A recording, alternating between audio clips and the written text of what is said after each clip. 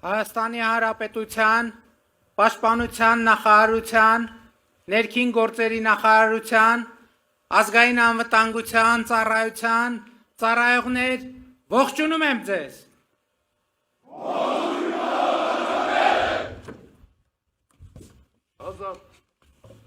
Հայաստանի Հանրապետության մեծարգո նախագահ, Ազգային ժողովի մեծարգո նախագահ, Սահմանադրական դատարանի մեծարգո նախագահ, օրենսդիր, գործադիր, դատական իշխանության հարգելի ներկայացուցիչներ, պարոնայք գեներալներ և սպաներ, հարգելի ծառայողներ, հարգելի ներկաներ, այսօր նշում ենք Հանրապետության տոնը, որը կապված է մեր հազարամյա պատմության մի հիրավի շրջադարձային իրադարձության, Առաջին Հանրապետության հիմնադրման հետ։ Սարդարապատի հերոսամարտով առարկայացած Առաջին Հանրապետությունը երկար կյանք չունեցավ։ Նրա գոյությունը տևեց ընդամենը 2 տարի, մի քանի ամիս։ Բայց Առաջին Հանրապետությունը մեզ 4.5 դար պետականազուրկ եղած ազգից կրկին վերածեց պետականակերտ ժողովրդի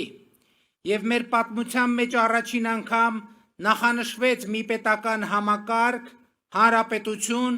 որտեղ իշխանության տերը Հայաստանի ժողովուրդն է և նա է, որ ընտրությունների միջոցով որոշում է, թե ով և ինչպես պետք է կառավարի պետությունը։ Առաջին Հանրապետությունը թարմացրեց, բայց չամրապնդեց պետականության մեր ընկալումը, սերմանեց, բայց չարմատավորեց ժողովրդապետությունն ու ազատությունը մեզանում, որովհետև դրա ժամանակը չունեցավ։ Իսկ Խորհրդային Միության գոյության գրեթե ողջ ընթացքում Առաջին Հանրապետությունը թիրախավորվեց որպես չարիք, ծաղրի ու արհամարանքի առարկա դարձավ։ Կայսրությունը դրանով նպատակ էր հետապնդում ոչնչացնել անկախ պետության այն ծիլերը, որ մեր գիտակցության մեջ կարող էր վերընձյուղած լինել Առաջին Հանրապետությունը։ 1991 թվականին, երբ Հայաստանը կրկին անկախացավ, թվում էր, թե 70-ամյա պրոպագանդան խորը հետք չի թողել մեզանում, անկախ և ինքնուրույն լինելու մեր վախերը հաղթահարված են։ Բայց հիմա արդեն Երրորդ Հանրապետության պատմության հետահայաց վերլուծությունը ակնհայտ է դարձնում, որ պետականության նկատմամբ կամահրանքը, ինքնիշխանությունից ու ինքնուրույնությունից մեր վախերը լիարժեք հաղթահարված չեն։ Պատմությունն ու աշխարհը մենք շարունակում ենք հաճախ ընկալել այն բանաձևերով, որ ԽՍՀՄ կայսերական քարոզչությունը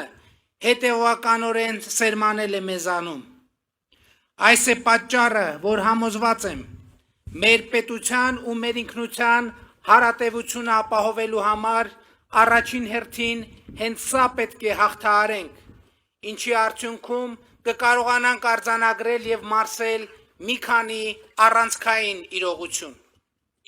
Իրողություն թիվ 1. Մեր ինքնությունը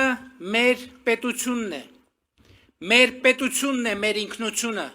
որովհետև բոլոր այն հատկանիշներն, որ պայմանավորում են մեր ինքնությունը, ձեռք են բերվել, ձևավորվել ու հաստատվել են պետականության շնորհիվ, այսինքն պետականության գոյության պայմաններում, պետական որոշումներով և կամ պետական աջակցությամբ։ Իրողություն թիվ 2. 29743 քառակուսի կիլոմետր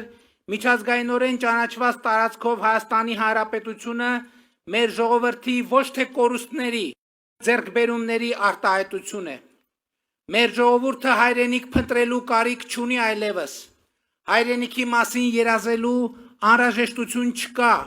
որովհետև մեր երազանքները իրագործված են, հայրենիքը գտնված իդեմս Հայաստանի Հանրապետության, իդեմս պետության։ 2020 թվականից ի վեր անցնելով դաժան փորձությունների միջոցով, մեր նահատակների կյանքի գնով մենք մեր ինքնիշխանությունը զարգացնելու, պետականությունը գիտակցելու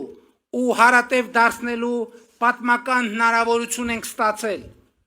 Այսօր մենք ավելի պետություն ենք, քան երբևէ, ավելի ինքնիշխան ենք, քան երբևէ, ավելի անկախ ենք, քան երբևէ։ Իրողություն թիվ 3 Վերջին 4.5 դարվա մեր պատմությունը, պատմական Հայաստանը մեզ մեկական հիմնական ուղերձ են հղում։ Մի կրկնեք այդ պատմությունը, մի գնացեք իմ ճանապարհով, մի կրկնեք ինձ, սա մեջբերում է վերջին 450 տարվա մեր պատմության և պատմական Հայաստանի ուղերձից։ Սրանք են այն ուղերձները, որ պատմությունը և պատմական Հայաստանը հղում են մեզ, և Հայաստանի Հանրապետության ժողովրդի ընտրությամբ ձևավորված կառավարությունը ըմբռնել և իրագործում է պատմական այս ուղերձը։ Իրողություն թիվ 4 Արտաքին ուժերի կողմից երաշխավորված անվտանգությունը խաբուսիկ է։ Մենք ինքներս ենք մեր անվտանգության երաշխավորը և այդ անվտանգության երաշխավորման գործուն միջոցներն են առաջին հերթին քաղաքական, դիվանագիտական գործիքները, անմիջական հարևանների հետ հարաբերությունների կարգավորումը, հարևանների և ոչ թե հեռավորների հետ խաղաղություն հաստատելը, և այս հենքի վրա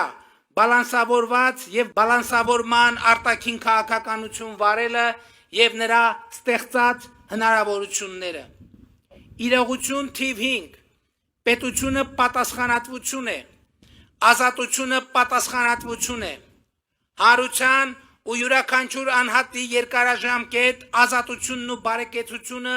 ուղիղ համեմատական են